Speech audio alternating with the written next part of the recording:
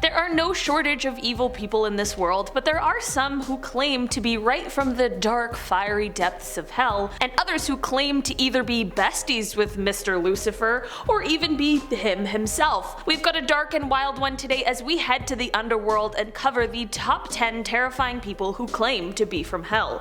This one's not for the faint of heart, so buckle up friends and let's dive in. In our number 10 spot today we have Dorothea Puente. You know the saying, don't judge a book by its cover?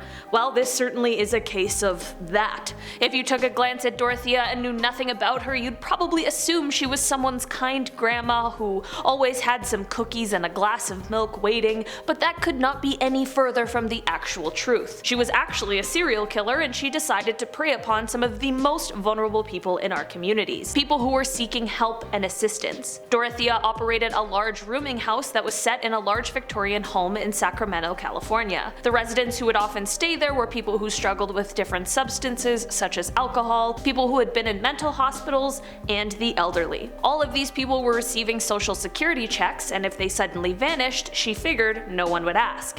In 1982, they did begin to vanish, but of course their social security checks were continually being cashed. Obviously, as it turns out, Dorothea was taking their lives and then their money. She has now been called the landlady from hell. In our number 9 spot today we have Arne Johnson. This one is a little different because this person did not claim to be from hell, but rather that they had hell inside of them when they committed their atrocious crime. The trial was well known previously, but it has become even more widely spread as it was the trial that the newest Conjuring movie was based off of. In 1981, Arne Cheyenne Johnson killed 40-year-old Alan Bono, and what appeared to have just been a simple argument gone wrong quickly got a lot more convoluted and confusing. When it came to his defense for the crime, the devil made him do it. This was the first time that demonic possession had been used in an American courtroom as a defense. Arne had been at the scene of about 3 exorcisms that had occurred prior to his alleged possession, and this is why there really were some people who believed his story.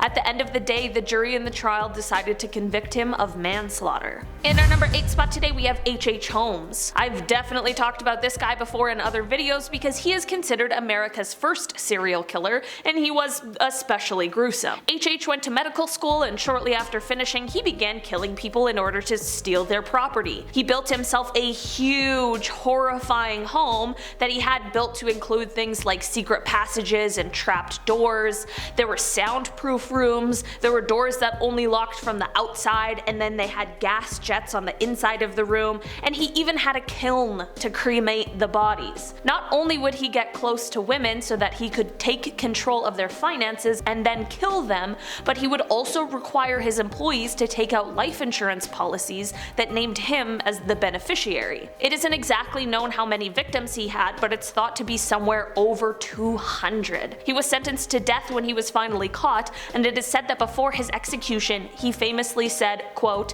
"I was born with the very devil in me." I think that might just be something that me and HH can agree on. In our number 7 spot today we have Verkisto. This story is quite a bit different than the others on this list today for some obvious reasons. This story isn't coming from someone who has done a bunch of evil things, but instead coming from someone named Verkisto who says that they've met Satan upwards of 100 times and who is trying their best to stay as far away from him as possible. Verkisto described some extremely horrific things that they said they witnessed Satan do, and even said that they've experienced possession, influence, and oppression, all while battling Satan and his followers. They said that he would manifest himself and appear visible to even the naked eye, and apparently this was all so that he could check on the status of Verkisto's torment and demise. So far it seems that Verkisto has been able to steer clear of the whole demise thing, but this still sounds like a far from pleasant life. This story was posted on the internet in June of 2020, so hopefully by now maybe things are looking better for Verkisto.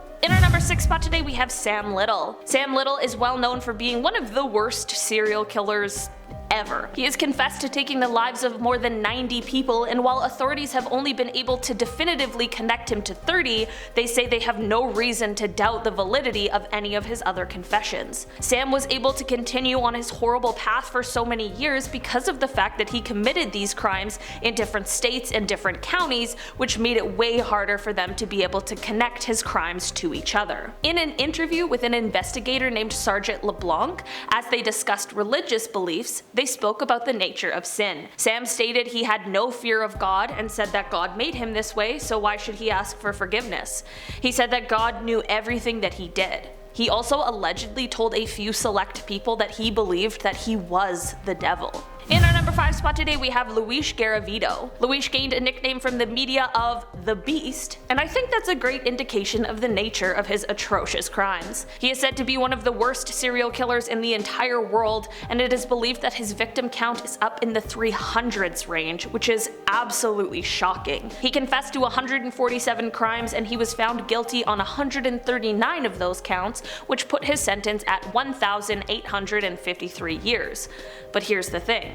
This trial took place in Colombia, where he lives, and apparently there is a law which puts the maximum sentence at 30 years. He was sentenced in 1999, meaning there's only a few years of his sentence left, and apparently there's a chance he could get out early for good behavior.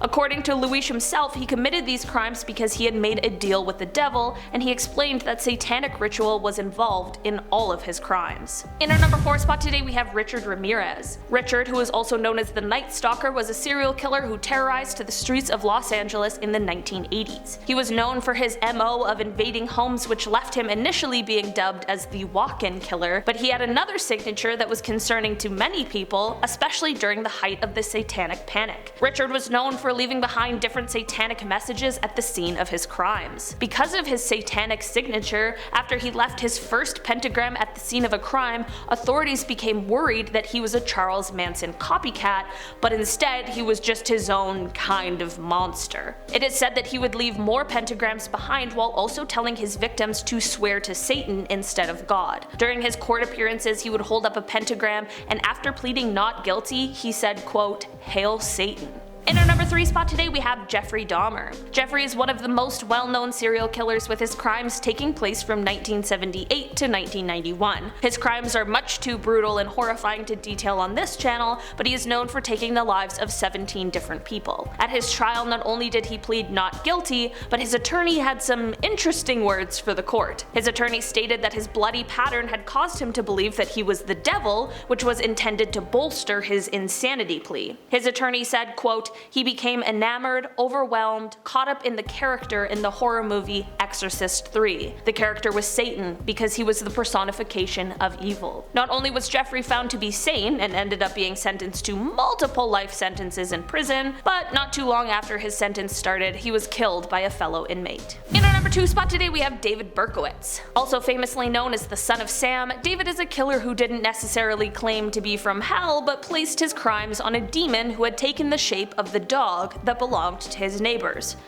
I know, I don't believe it either. Obviously. He led authorities on one of the largest manhunts ever seen in New York, as he left little notes behind trying to be arrogant, thinking he was invincible. Well, clearly he wasn't, as he was caught and convicted. He later admitted to making up the dog story, which, duh. But he did say that instead he was a member of a violent satanic cult, and his crimes were committed as a part of that. In our number 1 spot today, we have Ronald DeFeo. If you've seen Amityville Horror, in some ways you'll be familiar with this case, although the movie adds a strong paranormal aspect that most likely wasn't present in reality. Ronald was charged and convicted of taking the lives of his entire family, and earlier this year he passed away in jail at the age of 69. After his passing, certain letters that he had written were released. Before his death, Ronald had given many different accounts of what happened on that terrible night, which has made it impossible for anyone to really know for sure. While the entire case has become infamous, with many people believing that the crimes could be attributed to some kind of paranormal force, even Ronald himself stated, quote, "There was no demon. You know who the demon is. I am the demon." Alright guys, that has been our list for today. Sorry it was a bit of a dark one, but I appreciate you sticking it out with me all the way to the end. You know what to do. Make sure you like this video, make sure you subscribe if you want to see more, and leave me a little comment down below on your thoughts, feelings. If there's a part 2, who do you want to see in the part 2? Let me know. I've been your host today, Olivia Kozlowski, and I'll see you all next time. Bye!